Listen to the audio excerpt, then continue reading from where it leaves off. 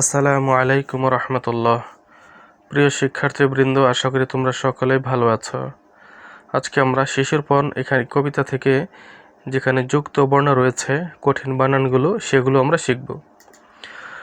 যুক্ত বর্ণগুলো এই কবিতার মধ্যে কয়েকটি একটু কঠিন শব্দ বা যুক্ত বর্ণ রয়েছে। মুস্তফা, এই যে দন্ত স আর ত রয়েছে এখানে, দন্ত স ত, মুস্তফা মুস্তফা। গন্ধ, এই যে এখানে কি রয়েছে অক্ষর, ন, মানে দন্ত ন আর ধ, দুটি বর্ণ এখানে রয়েছে, দন্ত ন আর ধ, দন্ত ন আর ধ। গন্ধ, গন্ধ। শস্য, এটা হচ্ছে তালব্য শ আর এটা হচ্ছে দন্ত স, দন্ত স এর সাথে জ ফলা, এটা হচ্ছে জ ফলা, দন্ত স জ ফলা। শস্য, শস্য।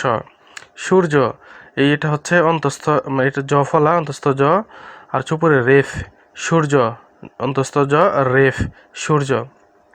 জ্ঞান, এটা হচ্ছে জ্ঞানের মধ্যে কি অক্ষর রয়েছে এখানে, বর্গীয় জ আর হচ্ছে ইয়, আমরা যেটা নিয় বলি, নিয় কোনো শব্দ নেই, হবে ইয়, ইয়। তাহলে বর্গীয় জ আর ইয় এই দুটি মিলে হচ্ছে এটা, বর্গীয় জ আর ইয়, জ্ঞান, জ্ঞান।